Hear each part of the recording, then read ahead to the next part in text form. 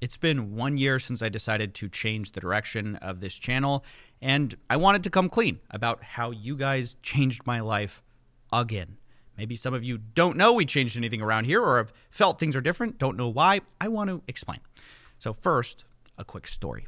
1 year ago exactly, I released my 3-part series investigating Logan Paul, and I was in a crisis.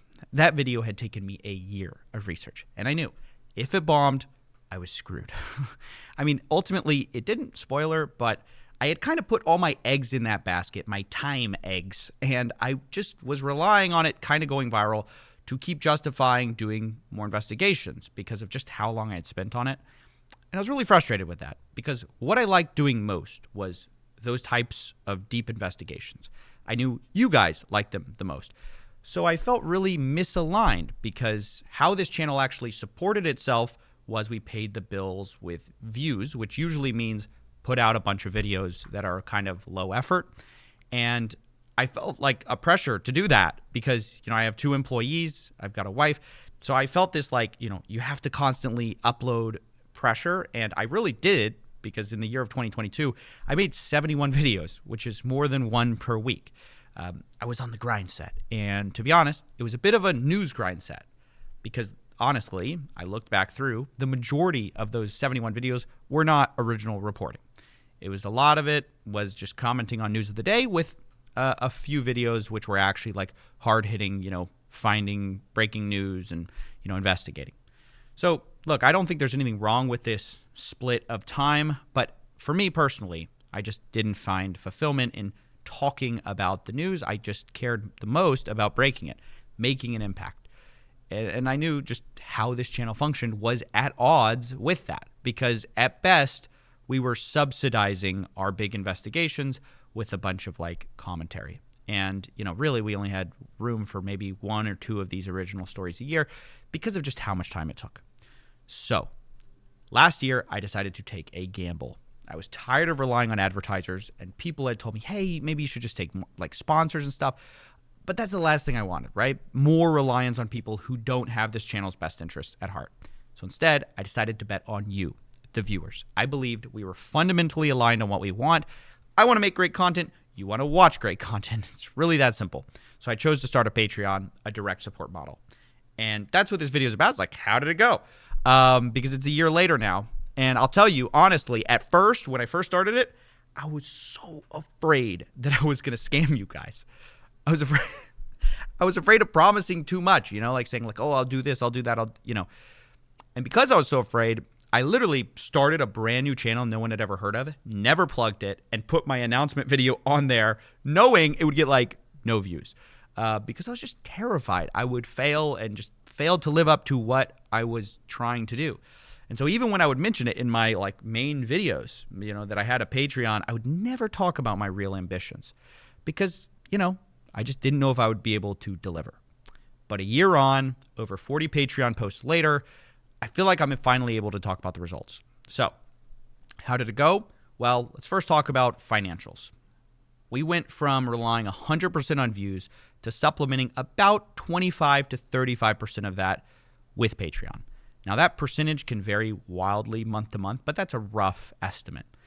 That percentage, though, has absolutely changed everything because it's stabilized everything. On YouTube, one of the big challenges and why people feel the pressure is because it's like this. Like you're just kind of always, you're either making no money or you're making all the money. And that is unsustainable for planning long term. So what Patreon really did for us was allowed us to focus on long-term things. And I really wanted to focus on 2 things in particular, which is uploading a lot less and uploading a lot better videos. So how did we do? Well, in the last 12 months before the Patreon, we did about 70 to 71 videos. In this 12 months, we did 24. We cut our output by 2/3. Now, at the same time as that, as we were uploading less, we started to make our stories much longer.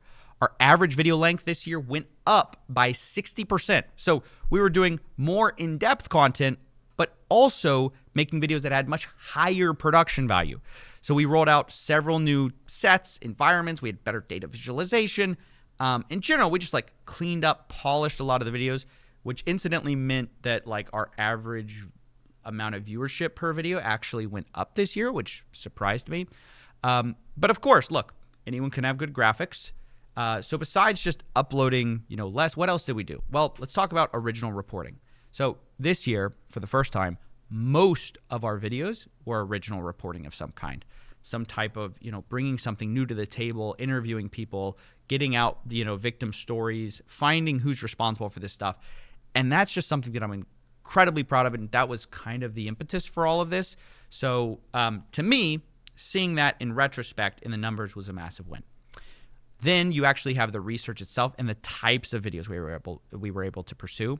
And this is where I think we should really look at like one of the best case studies for this of how direct support affects someone like me, which is the Trader's Domain story. So in March, really in February, we got a tip. In March, we start investigating. We take 3 months off to investigate an offshore Ponzi scheme worth $500 million, okay? That video could have never existed before. I could have never taken 3 months off to stop everything and work on a case like that, no matter how important. And it was really important. And the result has been that, look, we knew the CFTC was investigating, but we uncovered not only the real victims, more Ponzi schemes that were surrounding it. We confronted the real villain.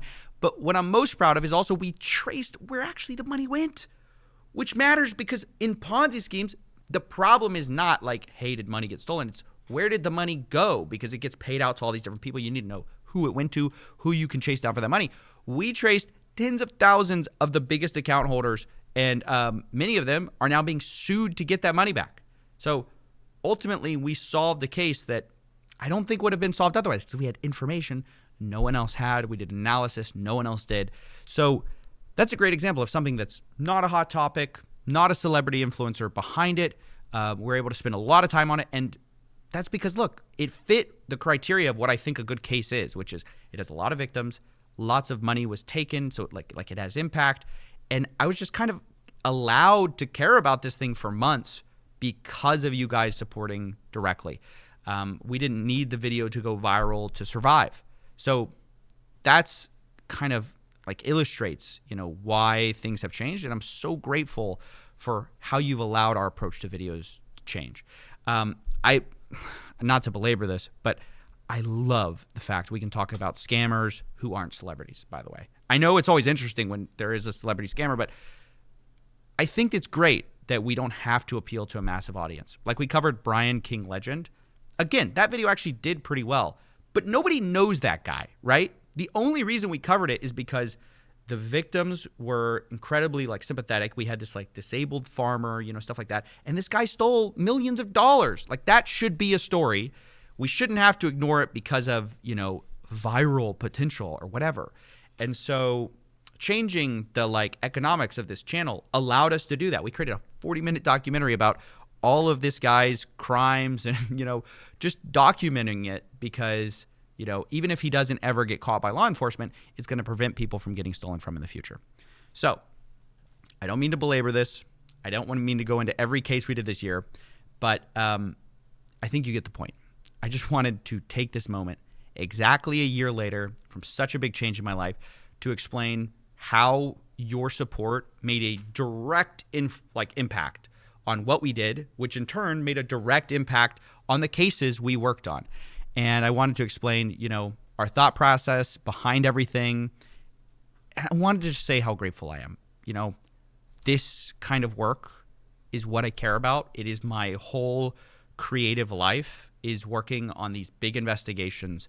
And I do not take it for granted. Everyone who watched us get to this point changed my life the first time because it allowed us to do this at all. But everyone who supported us now allows us to do this really full time and completely focus on what I think matters and what I think you think matters, which is do these investigations. So thank you. And I hope in 2024 we can give you even better content and make a bigger impact.